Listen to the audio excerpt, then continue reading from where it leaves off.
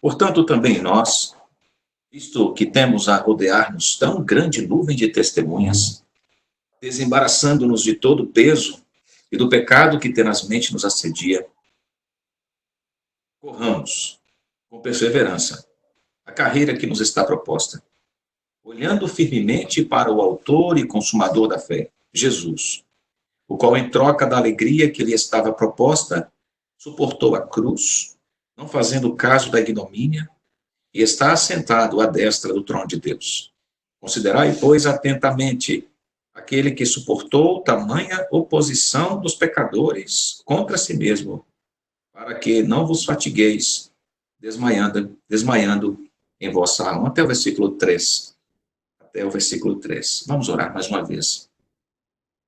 Ó Deus bendito, acabamos de ler a tua palavra, nesse texto que vamos meditar, e te suplicamos por iluminação, para a compreensão das demandas dessa palavra rica, poderosa, inaudita, singular, e que, Deus, possamos aplicá-la em nossa vida nesse tempo de tantas reticências, mas de segurança daquele que colocou o coração no Senhor.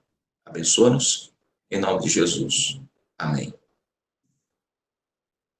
Meus irmãos, é importante consideração sobre quem Deus é e o que Deus está fazendo, refletida no que somos nós e como seus amados, como Ele nos trata, nos ajudará a enfrentar não somente esse tempo atual muito difícil, mas também todos os momentos da nossa vida, inclusive quando experimentamos ou quando experimentarmos o tempo da bonança e da paz. Toda a perfeição de propósito e realização está em Deus. Dito de outro modo, usando as palavras do pregador, o grande pregador Charles Spurgeon, em um sermão pregado no Tabernáculo Metropolitano em 6 de junho de 1875, Deus não pode mentir. Nele e em todas as suas ações, a fidelidade brilha na maior perfeição possível. Não há emergências com Deus, no qual ele poderia ser levado a agir com inverdade. Não existem pressões, nem dificuldades, e não há enfermidades que poderiam produzir falsidade nele. Eu sou o Senhor, eu não mudo, afirma. Encontre-o onde você quiser. Ele é o que era e o que sempre será. O eterno e sempre glorioso eu sou, sobre quem as circunstâncias não podem ter nenhum tipo de influência. Quem, na verdade, não sabe nada de circunstâncias, pois ele preenche, que na verdade não sabe nada, ou seja, não depende das circunstâncias, pois ele preenche todos os lugares e todos os tempos e todas as eras estão presentes com ele. Quanto às criaturas, continua Spurgeon, elas são como nada diante dele, e ele é tudo em todos. Sempre verdadeiro, sempre verdadeiro por natureza, e fiel à sua natureza, é o Senhor nosso Deus, e 3 vezes seja adorado o seu santo nome. Por Jesus Cristo, nós apresentamos a ti, ó Senhor, a nossa adoração e louvor. Assim encerra Spurgeon a parte da sua construção acerca de quem Deus é. Essa atitude de celebração, e ele conclui adorando, diante desse mergulho no ser de Deus, na capacidade, na eternidade de Deus, o leva a adorar. Esta atitude de celebração faz parte da vida de quem descansa nos braços providentes de Deus Pai, de quem foi abraçado pela entrega sacrificial e substitutiva do Filho, Jesus Cristo, e de quem foi feito casa permanente do Santo Espírito de Deus. É assim que devemos contemplar a vida que Deus nos dá nessa terra, como oportunidade de refletir sua glória no caminho do aperfeiçoamento, ao objetivo que ele deseja para nós, que é a semelhança do Filho Jesus Cristo. Essa jornada de fé é cercada pelo tempo, pela variação das circunstâncias, pelos elementos não detalhados da providência divina. Mas, sobre tudo isso, ainda que desconheçamos esses detalhes do trabalhar de Deus, Deus está dirigindo, porque ele não muda, e no decorrer da história revela os seus propósitos. Nós somos dele. Ele é nosso. Ele nos conhece melhor do que nós mesmos. Aquilo que parece ser nossa maior necessidade pode ser algo desnecessário. No entanto, Deus sabe, sem qualquer possibilidade de erro, onde precisamos crescer. Quais são as áreas da nossa vida que precisam de ajustes urgentes? E Ele executa seu plano com uma precisão tal que excede muito a de qualquer meticuloso cirurgião. Deus faz o diagnóstico correto da nossa necessidade e Deus faz a aplicação do melhor remédio. Todavia, o desenvolvimento desse belo caráter, isto é, o caráter semelhante de Cristo, o caráter de Cristo em nós, se Deus está ativamente envolvido nesse maravilhoso programa, não ocorrerá em nossa vida sem o caminho espinhoso da peregrinação nas adversidades. Então, esse programa maravilhoso de Deus, que é de tornar-nos semelhantes ao seu Filho, é construído nesse caminho de peregrinação em meio a profundas adversidades.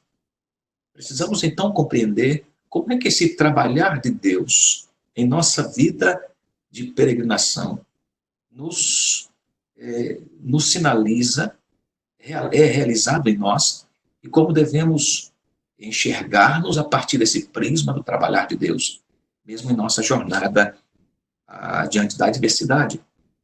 À luz de Hebreus 12, nesses 3 versículos aqui que lemos, podemos observar esse trabalhar de Deus em nossa vida no caminho da peregrinação. A palavra-chave aqui desse capítulo, se você observar aí atentamente, é a palavra suportar, que ela também vai aparecer em outro verso, como a resistir. Versículo 2, ela é traduzida lá por paciência, no verso 2. No verso 3, no verso 7, essa palavra é traduzida por sofrer. Verso 20, de igual modo, a ideia para resistir ou suportar vem acompanhada aí pelo contexto de sofrimento. A palavra significa, então, suportar debaixo de sofrimento, ou seja, suportar debaixo de prova contínua. A ideia que exige de nós aqui uma atitude constante de firmeza, mesmo quando é difícil avançar. Essa é a força da palavra ou do verbo suportar. É aguentar mesmo quando é difícil o avanço. Esses cristãos, destinatários da carta aos Hebreus, estavam atravessando exatamente assim um tempo de prova. Você pode observar isto lendo os versículos 32 a 39 do capítulo 10. Eles estavam tentados a dar-se por vencidos. Capítulo 12, versículo 3.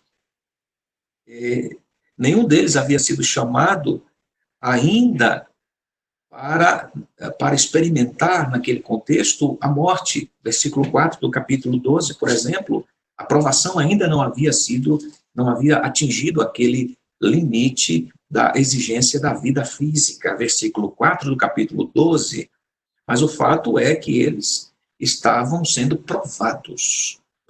E para animá-los à confiança em Cristo, o escritor da epístola, que nós sabemos quem é, isto tem pouca relevância para a crença na inspiração do texto, que cremos assim, estimula esses irmãos a recordação, a consideração de quem Deus era e o que Deus estava fazendo com eles. 3 aspectos nesses textos, nesses 3 versos que lemos, nos permitem a ajuda na continuidade do avanço, do crescimento, do entendimento do trabalhar de Deus mesmo diante das adversidades necessárias no nosso caminho de peregrinos. A vida cristã foi planejada, irmãos, para ser uma vida de crescimento contínuo, constante. Todos nós desejamos crescer, mas geralmente nós resistimos ao processo. Como assim, pastor? Como é que o senhor está dizendo que eu resisto ao processo de crescimento? Se considerarmos que faz parte do processo de crescimento a presença das adversidades, a presença da dor, Isso acontece porque temos a tendência de focar a atenção na própria adversidade. Por isso desanimamos, por isso nos desesperamos, não poucas vezes, no sentido da tristeza profunda mesmo, da inquietude, da ansiedade.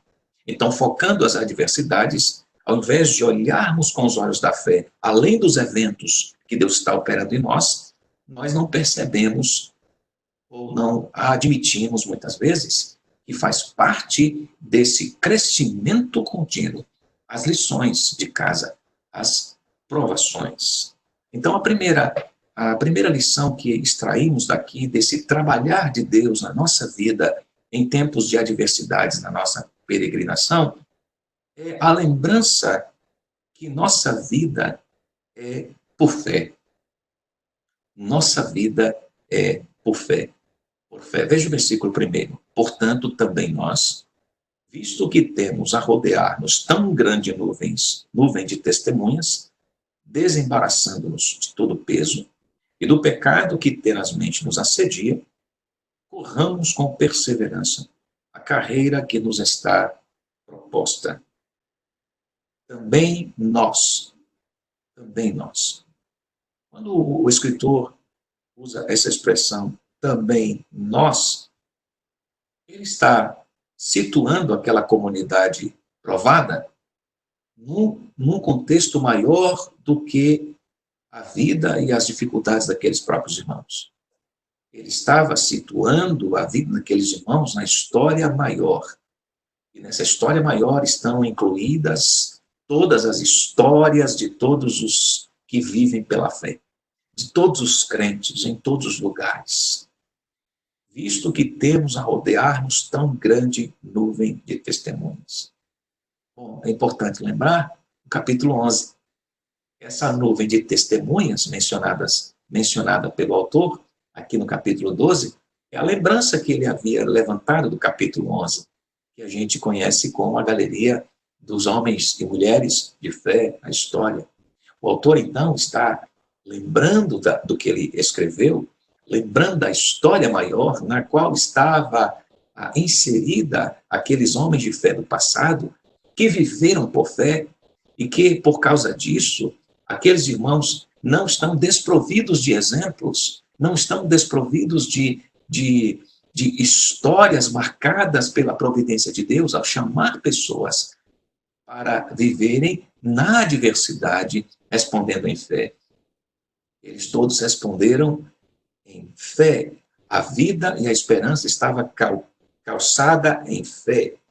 Então ele faz essa ponte entre aplicando o capítulo 11 aos leitores do capítulo 12, revelando que aqueles crentes lá do capítulo 11, nomeados ou não, os conhecidos ou os desconhecidos, são testemunhas que precisam evocar são testemunhas evocadas na nossa trajetória de fé. E nós somos também homens e mulheres de fé. De certo modo, aqueles irmãos do capítulo 11 estavam dizendo: a vida de fé é a vida que vence. Olhem para trás, olhem para a história, olhem que Deus levantou. Olhem, vocês são chamados para a vida por fé. Estes exemplos são colinas que nos estimulam a seguir adiante, irmãos. Portanto, também nós, visto que temos a rodear-nos tão grande nuvem de testemunhas. Primeira consideração, o trabalhar de Deus na nossa vida em tempos de peregrinação, lembrem-se de que a vida de vocês é por fé. Na segunda lição que aprendemos nesse trabalhar de Deus na nossa vida, na nossa jornada de peregrinação, é que nós não devemos desviar o olhar do alvo, que é Cristo. Então, nós temos o final do versículo 1 e o início do versículo 12, o seguinte: desembaraçando-nos de todo o peso e do pecado que tenazmente nos assedia, corramos com perseverança a carreira que nos está proposta, olhando Atente-se para essa expressão contínua, olhando firmemente para o autor e consumador da fé, Jesus, o qual, em troca da alegria que lhe estava proposta, suportou a cruz, não fazendo caso da ignomínia, está sentado à destra do trono de Deus. Então, não desviem o olhar do alvo, que é Cristo Jesus. No capítulo 11, os leitores olhavam, são convocados para olhar para trás, para a observação de como os santos, alcançados, feitos santos pela fé do Antigo Testamento, terminaram a carreira da vida, ou melhor dizendo, a sua peregrinação, terminaram vitoriosos e com fé. E o quadro aqui é de uma arena, de um estádio, onde os espectadores são aqueles destacados no capítulo 11, e eles estão olhando para a gente no meio da arena, e como aqueles que já terminaram a corrida, já terminaram a peregrinação, estão nos estimulando, como se estivessem gritando das bancadas da arena, para que nós não desistíssemos, não desistamos, para que nós avancemos, porque eles são esses exemplos de que isto aconteceu no passado. Agora, a exigência é de desvencilhamento de todo impedimento da carreira, para que nós terminemos esta peregrinação trabalhados por Deus. Nós precisamos nos despojar, esta linguagem usada pelo autor, de todo o peso, e peso aqui faz relação com o pecado é aquilo que atrapalha a nossa jornada, atrapalha o progresso, o plano de Deus de fazermos semelhantes a Cristo, e tudo aquilo que dificulta a nossa carreira, a nossa jornada. Devemos, então, tirar coisas, e devemos também manter o olhar na meta, devemos manter os nossos olhos em Cristo. Essa mesma ideia Paulo trabalha, o apóstolo Paulo, por sua vez, em Filipenses capítulo 3, versículos 12 a 16, também salienta esta mesma construção, dizendo que nós devemos manter os olhos em Cristo, aquele que havia terminado a carreira. Então, observe aqui o que o autor está fazendo. Ele parte da experiência comum e dos crentes do Antigo Testamento, chamando-os de nossos espectadores ou de nossas testemunhas, que nos rodeiam, que sinalizam que nós devemos avançar, porque eles também tiveram lutas, dificuldades e avançaram. Agora, ele eleva a situação para mostrar que tanto aqueles crentes do Antigo Testamento, quanto os crentes na ocasião da escrita que receberam essa porção de Hebreus, deveriam olhar como padrão Jesus. Aqueles crentes do Antigo Testamento, nomeados ou não no capítulo 11 de Hebreus, venceram, e aqueles crentes do Novo Testamento que estavam recebendo aquela porção sagrada venceriam, e nós que recebemos essa porção nessa noite venceremos se os nossos olhos estiverem postos naquele que é o autor da fé. Coisa maravilhosa, que coisa bela é esta. O que o Senhor está nos falando aqui. O Senhor nos lembra que pessoas que lidam também, compartilham das nossas mesmas lutas e dificuldades, que são frágeis, que são débeis em muitas áreas, foram alcançadas pela obra do perfeito, do autor da fé, e venceram a jornada. Eles já passaram. Eles estão na história como estímulo para a nossa construção, para o nosso crescimento. Mas isto só se deu por causa do autor e consumador da fé. Então o autor agora levanta os olhos para dizer, eles estavam olhando para isto, para Jesus. Vocês querem saber por que eles venceram? Vocês querem saber como é que eles se mantiveram firmes no processo da peregrinação? Porque eles estavam olhando para o autor e consumador da fé.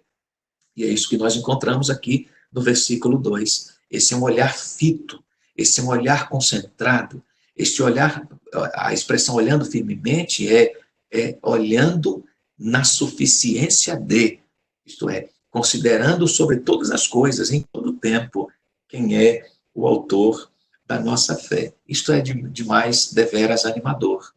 É verdade. Jesus é o autor e consumador da nossa fé. E ele promove todas as mudanças em nossa vida. A dinâmica é esta: quanto mais focamos a Jesus Cristo, o autor e consumador da nossa fé, quanto mais o admiramos, quanto mais o adoramos com nossa vida, mais será a nossa transformação, mais profunda será a nossa transformação. Como ele é para sempre admirável, como ele está operando mudanças em nossa vida, quanto mais admirarmos a sua admirável pessoa, mais profundas serão as mudanças que ele admiravelmente está produzindo em nossa vida. O apóstolo Paulo coloca do seguinte modo na segunda carta aos Coríntios, capítulo 3, versículo 18. E todos nós, com o rosto desvendado, escute isso, contemplando como por espelho a glória do Senhor, somos transformados de glória em glória, na sua própria imagem, como pelo Senhor, o Espírito. Olhar para Jesus produz transformação. Para quem devemos olhar nesse tempo de peregrinação e de extremas adversidades, irmãos? Para o autor e consumador da nossa fé. Porque quanto mais olharmos para Jesus Cristo, mais transformados profundamente seremos. E mais fortalecidos para atravessar esse deserto estaremos.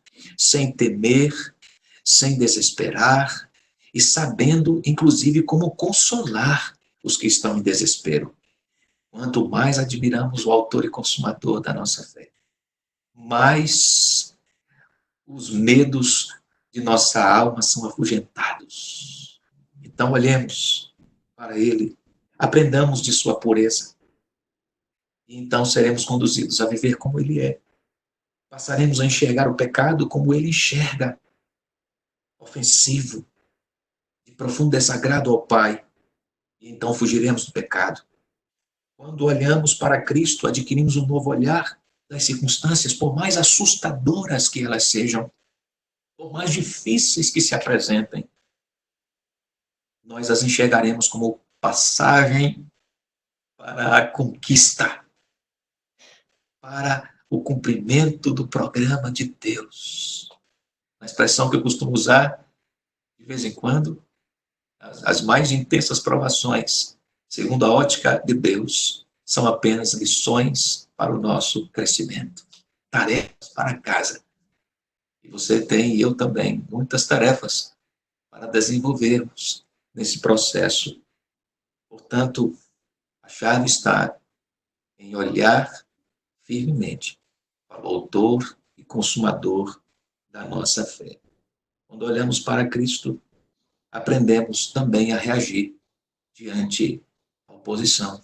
Veja como Cristo reagiu.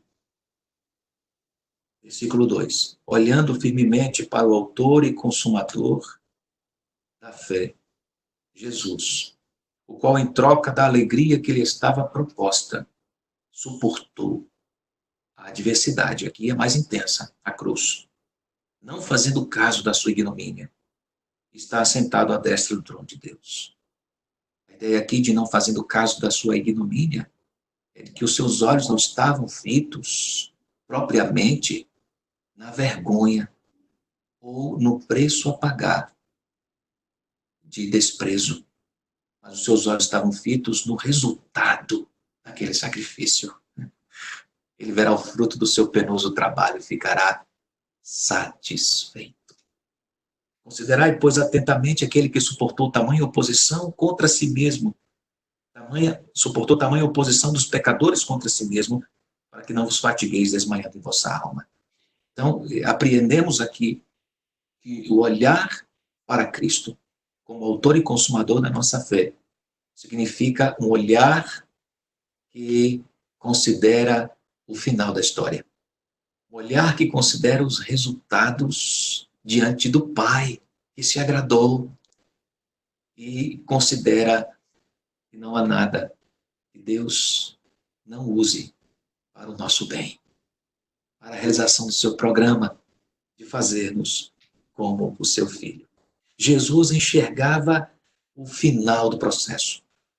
Jesus estava contemplando a alegria do seu Pai. Por isso ele suportou a cruz. Ele, em troca da alegria que lhe estava proposta, suportou a agonia, a intensa agonia física, o sofrimento espiritual infinito por suportar a ira de Deus por nossos pecados. A morte de Cristo na cruz foi a maior calamidade que já aconteceu. E ele suportou para a alegria que lhe estava proposta, que nos incluía.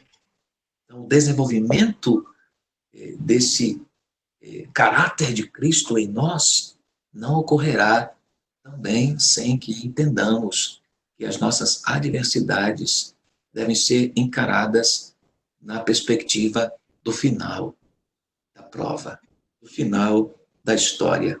É por esse ângulo que o apóstolo Tiago alenta os crentes na sua carta, capítulo 1, versículos 2 a 4, nos ensinando como devemos responder às adversidades, e a chave ali é a lembrança do resultado, do fruto da adversidade. O que é que produz a adversidade? Nessa mesma toada, encontramos a Romanos, capítulo 8, texto muito conhecido, porque todas as coisas cooperam para o bem dos que amam a Deus. A base da nossa esperança e alegria não é a adversidade, e não é a resposta, não é simplesmente a resposta passiva diante dessa crise que estamos vivendo. Quando eu chamo de resposta passiva, é o cruzar os braços e passivamente afirmar que simplesmente porque Deus está no controle, Ele é soberano, nós cessamos nossas atividades e disciplinas espirituais e esperamos o fim do mundo. Não. A atitude aqui tem a ver com a expectativa dos resultados, tem a ver com o desenvolvimento do nosso caráter dia a dia.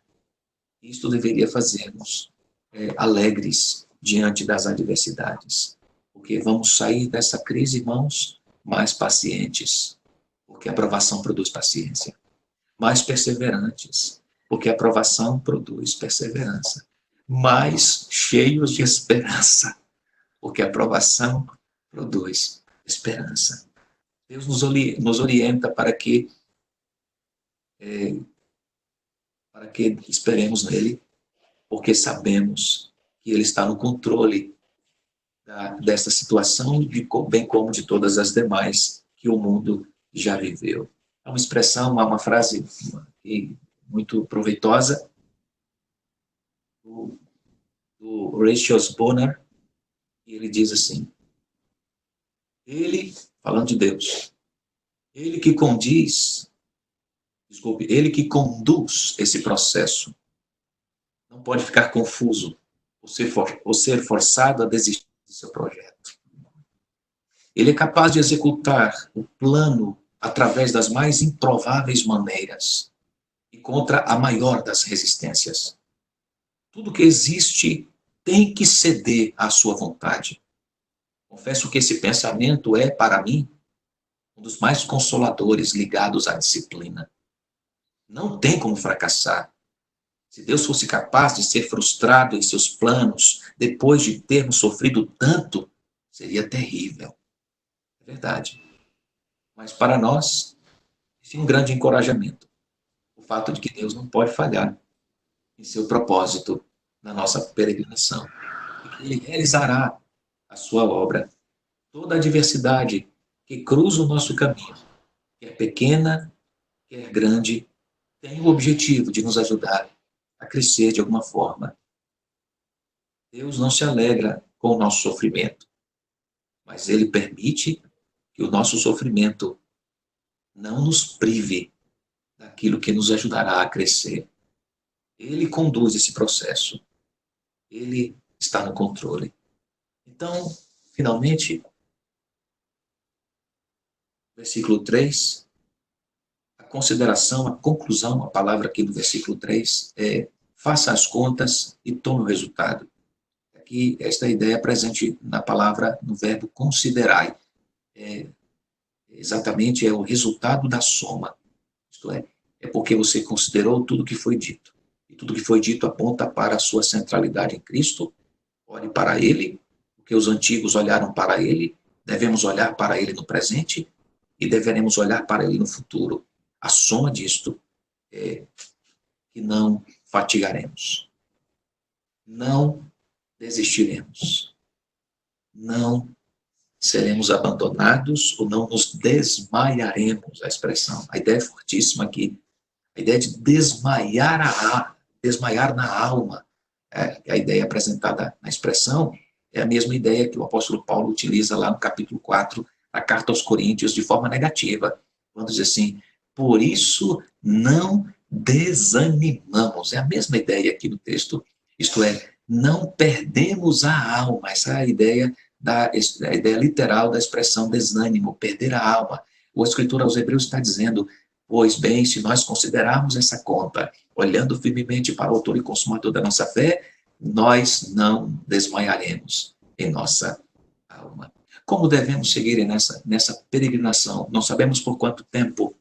E depois que essa crise, essa pandemia passar, outras lutas, dificuldades virão, de forma global, de forma particular, de forma coletiva na igreja ou de forma pessoal. Outras dificuldades virão, de forma mais amena ou de forma mais profunda. Todos nós enfrentaremos e já enfrentamos dificuldades. Mas a questão é, o crente é chamado para responder de certo modo, diante de todas as dificuldades. Primeiro, ele deve se submeter às ações de Deus. Devemos ser pacientes, na certeza de que Deus está operando como um habilidoso cirurgião, que à medida que usa seu bisturi, vai operando a fim de resolver aquele pontual problema. Deus é o perfeito cirurgião. Escute isso. Está trabalhando com seu bisturi nesse momento. Deus está operando no mundo. Está fazendo isto para extirpar o mal e para que sua glória seja reconhecida. Nós fazemos parte desse plano, desse propósito. Então, aceitemos que estamos em suas mãos. Se você precisasse ser operado hoje não, aí fica complicado, não é? A demanda tem sido extrema nos hospitais, mas suponhamos que em outro momento de tranquilidade você precisasse ser submetido a uma cirurgia. Eu não tenho formação em medicina, eu tenho formação em ser raizeiro, eu sou raizeiro, com 1 bilhão de brasileiros, mas eu não sou médico. Mas suponhamos que alguém diga para você, minha irmã, a senhora está aí com o coração comprometido e o pastor Samuel será o seu cirurgião. A senhora vai para a mesa tranquila? Não. O senhor vai para a mesa tranquilo, sabendo que essas mãos aqui, com toda a sua incapacidade e informação, irão te operar? Eu tenho certeza que você vai ficar são do coração na hora, quando souber que sou eu que vou realizar a cirurgia, não é? Mas se você for comunicado que o melhor cirurgião do Brasil será o responsável pela sua cirurgia, você vai mais tranquilo, não é? É assim mesmo que acontece. Agora pense nas mãos de quem estamos. Deus é o perfeito cirurgião. E Ele está não somente nos assistindo, Ele está nos sustentando nessa jornada. Então se submeta às mãos desse cirurgião perfeito e aplique a sua palavra. Observe os exemplos de fé. Olhe para Cristo como autor e consumador da fé. Recorra a Ele. É possível que muitos de nós que estamos aí conectados, somos cerca de 74 conexões, muitos de nós estejamos já cansados de procurar no Google mais notícias sobre o coronavírus. Eu quero fazer um desafio para você.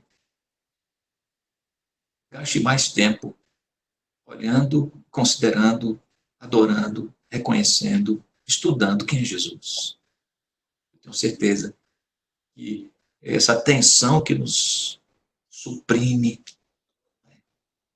dará lugar à mansidão e à tranquilidade de quem foi conduzido para pastos verdejantes, de quem tem diante de si preparada uma mesa, um banquete diante dos seus adversários.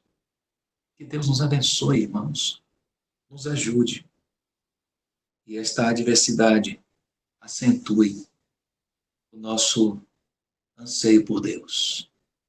Em nome de Jesus.